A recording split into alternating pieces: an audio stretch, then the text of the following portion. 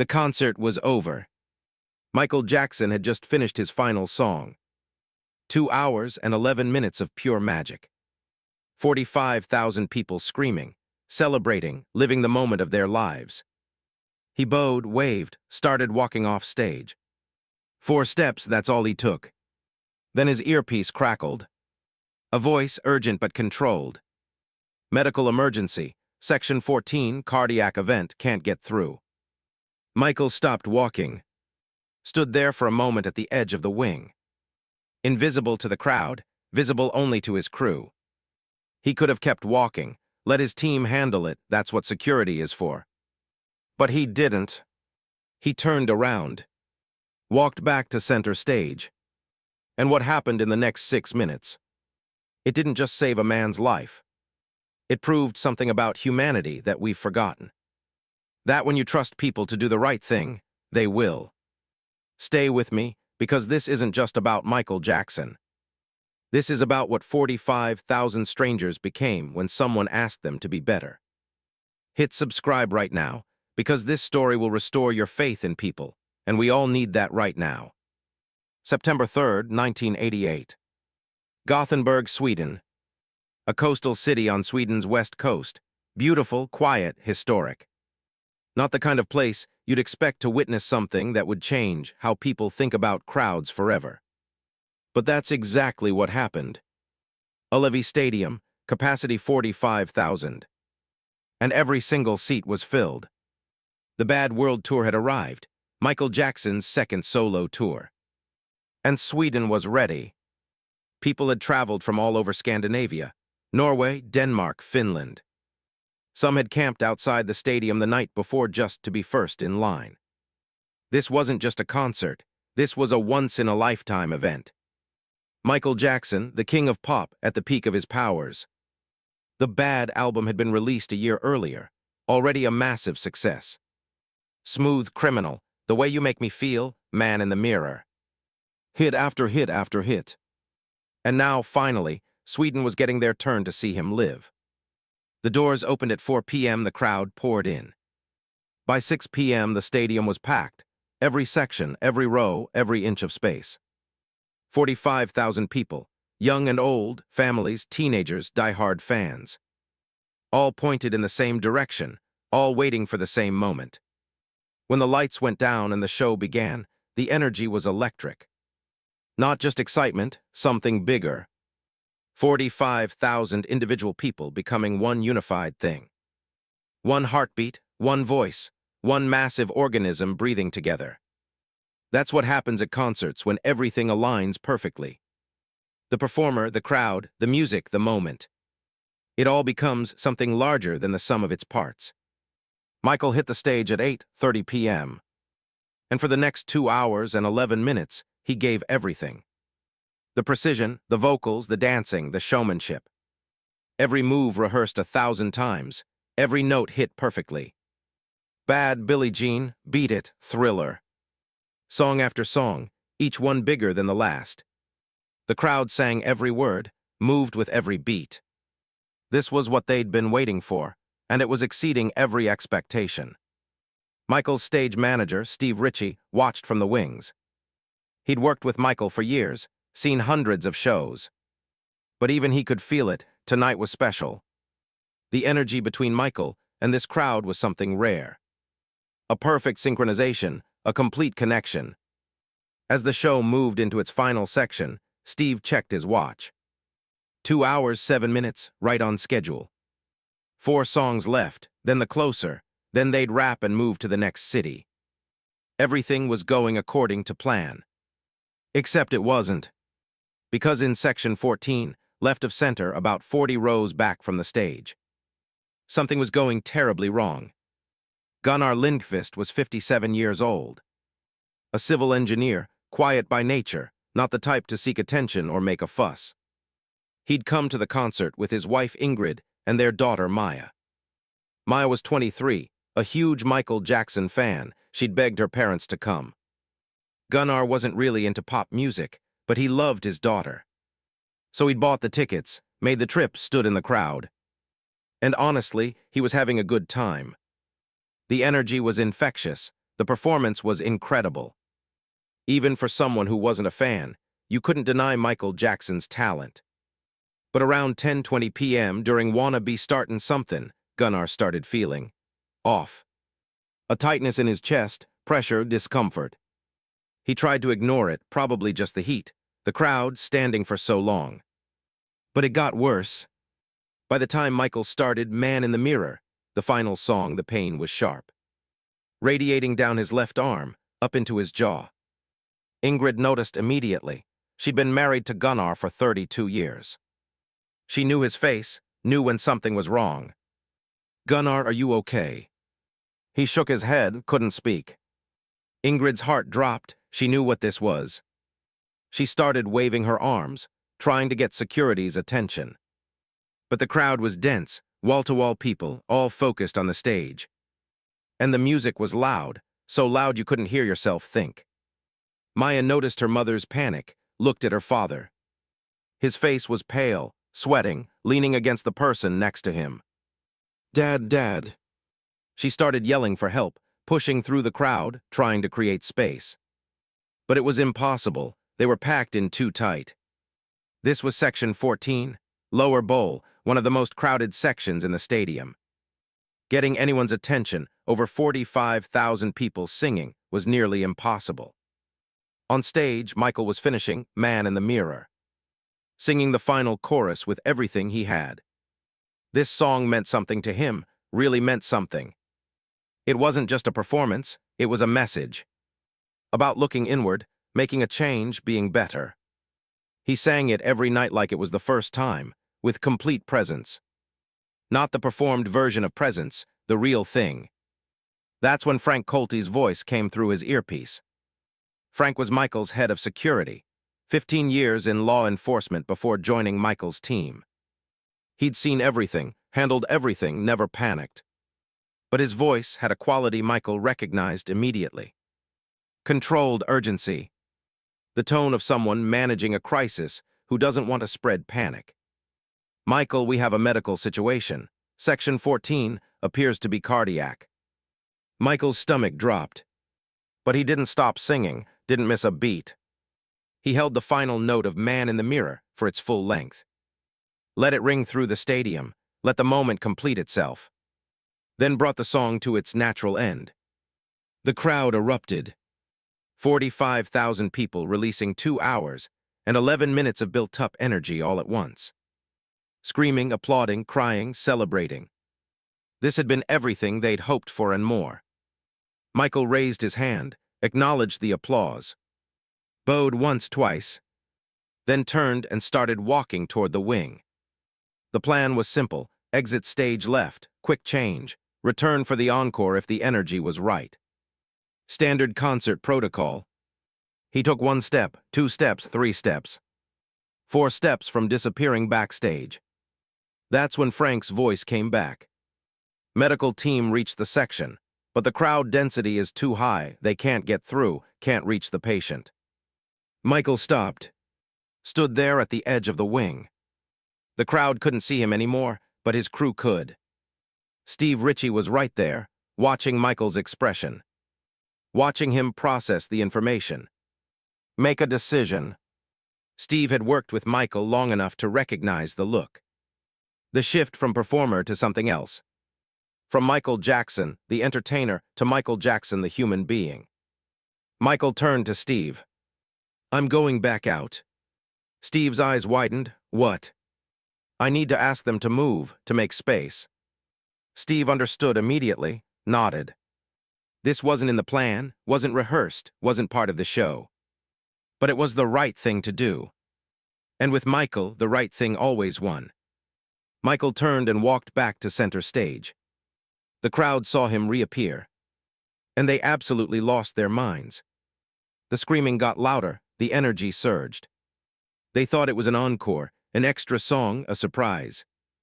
Encores weren't uncommon on the Bad Tour. Michael had done them in other cities, added Billie Jean or Thriller at the end. This was the language of concerts: performer exits, crowd cheers, performer returns. It meant more music was coming. But when Michael reached the microphone, he didn't start singing. He didn't dance, didn't perform. He just stood there, waiting for the noise to reach a level where he could speak through it. It took about 30 seconds, the crowd slowly realizing something was different. The energy shifting from celebration to curiosity. Why wasn't he singing? Why was he just standing there? Then Michael spoke. I need everyone in this stadium to listen to me very carefully right now. The tone of his voice stopped people cold. Not the usual performer voice, not gratitude or excitement or showmanship. Direct, serious, urgent, real. This wasn't Michael Jackson the entertainer. This was a human being asking for something important. The crowd began to quiet. Not all at once, but in waves, spreading from the front to the back. People nudging each other, shushing, pointing at the stage. Something's happening, something's changed. Within a minute, 45,000 people had gone from deafening celebration to near silence. All eyes on Michael, all ears listening. Michael took a breath. In section 14, he said clearly, there is someone who needs medical help right now. You could have heard a pin drop. 45,000 people processing what they'd just heard. Someone needs help, medical help, right now.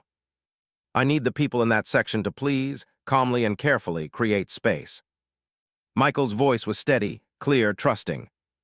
Move back, give the medical team room to reach them. Please do this right now. No theatrics, no drama, no performance. Just one human being asking 45,000 others to help save a life. And trusting them to do it. In section 14, Ingrid Lindqvist heard Michael's voice through the speakers. She'd been desperately trying to get help for the last 12 minutes. Waving, yelling, pushing. But the crowd was too tight, too focused on the show. Now suddenly, everyone around her heard it. The same voice they'd been singing along to for 2 hours. But saying something completely different. Someone needs help in this section, right here. The people around Ingrid and Gunnar looked at each other. Then looked at Gunnar. His face pale, body slumped, clearly in distress. And they understood. This was the person Michael was talking about. And without a word, without hesitation, they started moving. Calmly, carefully, just like Michael had asked. Creating space, making a pathway. People 10 rows back started moving, then 15 rows, then 20. The information spreading like ripples in water. Someone needs help. Section 14, make space. Within seconds, a channel began to form. A clear pathway from the edge of the section to where Gunnar was sitting. The medical team, who'd been stuck at the perimeter unable to push through, suddenly had a route. They moved quickly, professionally, carrying their equipment, their emergency kit. Within 90 seconds of Michael's request, they reached Gunnar. 90 seconds. Because 45,000 people had been asked clearly and honestly to do something. And they had done it. On stage, Michael stood at the microphone. He didn't fill the silence with music, didn't perform, didn't entertain. He just stood there, present, visible, steady. A signal to everyone in the stadium that the situation was under control. That the appropriate response was calm, patience, trust. The medical team worked quickly. Checked Gunnar's pulse, his breathing, his symptoms. Cardiac event? Definitely. They needed to stabilize him here and transport immediately. One of them radioed the ambulance waiting at the venue entrance. We need immediate transport, cardiac patient. Section 14, we're bringing him out now. They placed Gunnar on a stretcher. Ingrid held his hand, Maya walked beside him. And the crowd, that massive crowd of 45,000 people, stayed back. Kept the pathway clear, stayed calm, stayed quiet. Watching as the medical team carried Gunnar through the section, through the concourse, toward the ambulance. Michael spoke again. Please remain in place while the medical team works. Thank you for your cooperation. His voice was gentle, grateful, acknowledging what they were doing. 6 minutes passed. 6 minutes of near silence, in a stadium that moments earlier had been deafening. 6 minutes of 45,000 people being something more than a crowd. Being a community, being humans helping another human. Finally, Frank's voice came through Michael's earpiece again. "Patient is in the ambulance. They're transporting now, you're clear." Michael nodded, even though Frank couldn't see him. He spoke into the microphone one more time. "You just helped save someone's life." He let that sink in. "Thank you." Not generic performer gratitude, not the usual "thank you for coming tonight." Direct, honest, specific acknowledgement of what 45,000 people had just done. The crowd began to applaud. Not the wild, energetic applause from earlier. Something different, quieter, more meaningful. The applause of people who understood they'd just been part of something important. Michael bowed deeply, respectfully. Then he walked off stage. This time he didn't come back. The ambulance rushed Gunnar to Sahlgrenska University Hospital. 11 minutes from cardiac event to ambulance, incredibly fast response time. The doctors later said that timing was everything. 11 minutes versus 20 or 30 minutes could mean the difference between life and death. Gunnar was stabilized, treated, monitored. He spent 3 days in the hospital, then went home. Alive. Ingrid couldn't stop thinking about it. Her husband was alive, and the reason was a crowd of 45,000 strangers who had moved like water. She'd seen it happen, felt it happen. The moment Michael's voice came through the speakers, everything shifted. People who seconds earlier had been in their own worlds, focused on the concert, suddenly became aware, present, connected. They listened, they understood, they acted. No panic, no chaos, no selfishness. Just humanity at its best. A week later, Ingrid wrote a letter to Michael's management. Not a fan letter, not a thank you for the concert letter. A precise, factual account of what happened in Section 14. She wrote, "My husband is alive because 45,000 people were asked to do something difficult, and they did it. I don't know if Michael Jackson understands what he did that night, but I need him to know. He didn't just perform, he led, and people followed." The letter made its way through the management system. And eventually, it reached Michael. He kept it. Years later, after Michael's death, that letter was found at Neverland. In a folder with hundreds of other letters. Letters from people whose lives had intersected with his in ways the public never knew. Moments that mattered, moments he chose to remember. If this story is hitting you, if you're feeling something, hit that like button right now, share this, and subscribe because we're not done yet. 7 weeks after the concert, Gunnar Lindqvist sat at his kitchen table. He'd fully recovered, back to work, back to his normal life. But he couldn't stop thinking about September 3rd. He'd watched the footage. The broadcast camera had captured parts of it. Seen Michael walk back onto the stage, heard his words. Understood what had happened. 45,000 people had saved his life. And it started with one person asking. Gunnar wasn't a writer, wasn't comfortable with emotional expression. He was an engineer, facts, precision, accuracy. But he felt like he needed to do something. So he wrote a letter. Not to Michael's management, directly to Michael. It took him 2 weeks to find the right words. He kept starting over, throwing drafts away. Too emotional, not emotional enough, too formal, too casual. Finally, he realized something. The right words were just the accurate words. He wrote, "Dear Michael Jackson, I am writing to tell you that I am alive. I think you should know that. I was in Section 14 on September 3rd. I don't remember most of what happened after the chest pain started. But my wife told me, and I watched the footage, and I understand what you did. I don't know how to thank someone for saving your life. I don't think there's a way that's adequate. But I wanted you to know that the person in Section 14 went home, that he is here, that he is grateful." He signed it, Gunnar Lindqvist, Gothenburg, October 28, 1988. Sent it to the fan mail forwarding, address his daughter found. With no expectation it would ever be read. But it was. That letter was found at Neverland too. In the same folder as Ingrid's letter. The two of them together, as if they belonged that way. Maya Lindqvist, Gunnar and Ingrid's daughter, was 23 when it happened. She'd been standing right there when her father collapsed. Seen the whole thing unfold. Years later, she did an interview about that night. Said she'd thought about it differently at different stages of her life. When she was young, it was simply the night she almost lost her father. Terrifying, traumatic, the worst night of her life. But as she got older, the memory shifted. It became the night 45,000 strangers proved that humanity is still good. That people, when asked clearly and honestly, will do the right thing. She said, I think about it whenever I'm in a crowd now. Train stations, shopping centers, airports, any compressed public space. Where people are in their own bubbles, their own worlds, not seeing each other.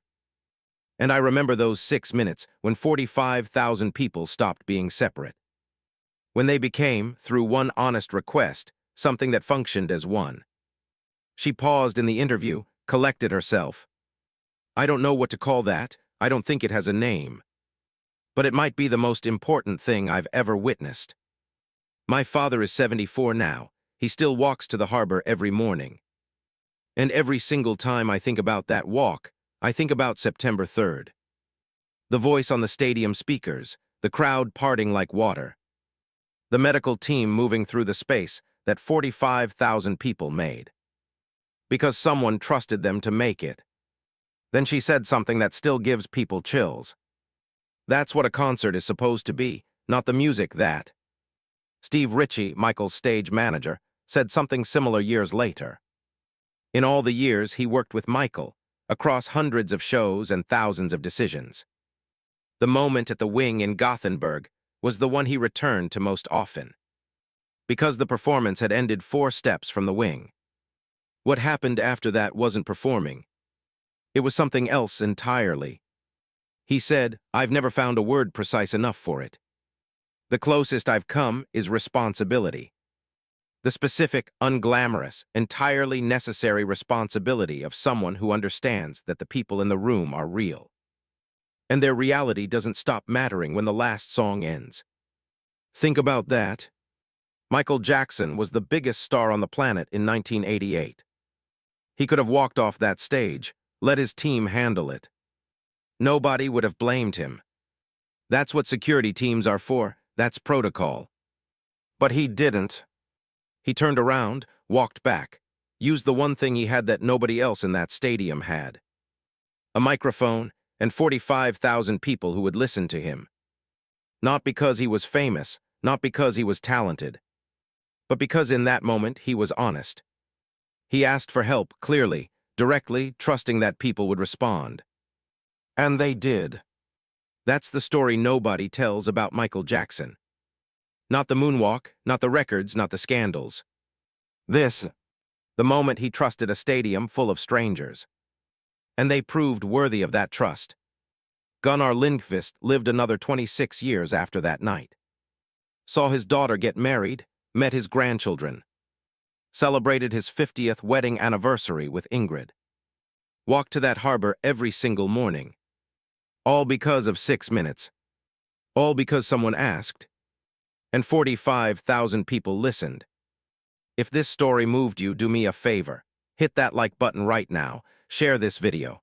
Send it to someone who needs to be reminded that people are good. And subscribe, because I've got more stories like this that will restore your faith in humanity. We live in a world that feels divided. Where crowds feel dangerous, where people don't trust each other. Where everyone's in their own bubble, scrolling, ignoring, disconnected. We're told that people are selfish, that nobody cares anymore. That if you're in trouble, you're on your own. But this story proves that's a lie. September 3rd, 1988 proved it. When you ask people clearly and honestly to do the right thing. When you trust them to be better, most of the time they will. Not because they're forced to, not because they have to. Because deep down, people want to help. They want to be good, they want to matter. They just need someone to ask. Michael Jackson understood that. He didn't see a crowd that night. He saw 45,000 individuals. Each one capable of choosing to help or choosing to ignore. And he trusted them to choose right. They did. Every single one of them. That's the lesson we need to remember. That's what this story teaches us. People are capable of incredible things when you believe in them. When you ask, not demand. When you trust, not control. When you lead with honesty, not manipulation. 45,000 people, one request, one life saved. That's the power of trust. That's the power of leadership. That's the power of believing in humanity. And here's the thing that breaks my heart. Michael Jackson spent his whole life giving. Giving performances, giving music, giving joy. But moments like this, they didn't make headlines. They didn't sell tabloids. The world knew Michael Jackson the performer. But they never really knew Michael Jackson the person. The man who turned around at the wing. Who walked back onto that stage. Who trusted 45,000 strangers with someone's life. And was proven right. That's who Michael Jackson really was. Not the headlines, not the controversies. This, the letter from Ingrid, was found at Neverland. The letter from Gunnar was too. Michael kept them for years. Not for publicity, not for recognition. Just because they mattered. Because those moments, those real human moments, were what actually counted. The crew members who worked that night at Ullevi Stadium were interviewed years later. Many of them said the same thing. That when Michael turned back from the wing, it didn't look like a decision. It looked like recognition. Like he understood immediately that the concert wasn't over in the way it needed to be over. And the only way to finish it correctly was to go back out. And ask the crowd to be, for 6 minutes, something more than an audience. And they were. They became a community, a force for good, a living example of what humans can do. When someone believes in them. Next time you're in a crowd, remember this story. Remember that you're not just a person in a mass of people. You're an individual who can choose to help, to listen, to act. Remember that when someone asks for help, clearly and honestly, your response matters. One person can't save a life alone. But 45,000 people moving together, making space. That's how miracles happen. If you made it this far, thank you. Hit that like button, share this story, and subscribe for more stories that remind us what we're capable of when we choose to be our best selves.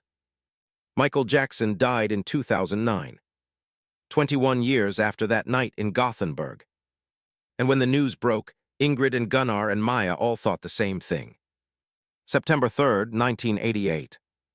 The night Michael Jackson saved Gunnar's life. Not by singing, not by dancing. By asking and trusting. Gunnar sent flowers to Michael's memorial.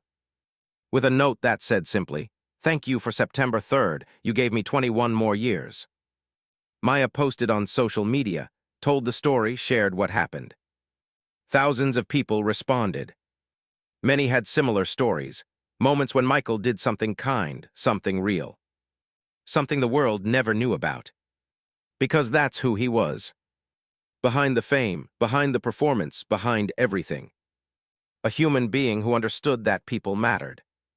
That life mattered. That when you have a voice, you use it. Not just to entertain, but to help. That's Michael Jackson's legacy. Not just Thriller, not just the moonwalk. This, September 3rd, 1988. 45,000 people, one request, one life saved. Proof that humanity, at its core, is good. We just need someone to remind us. Thanks for watching. Rest in peace, Michael. You showed us what we're capable of. And we'll never forget it.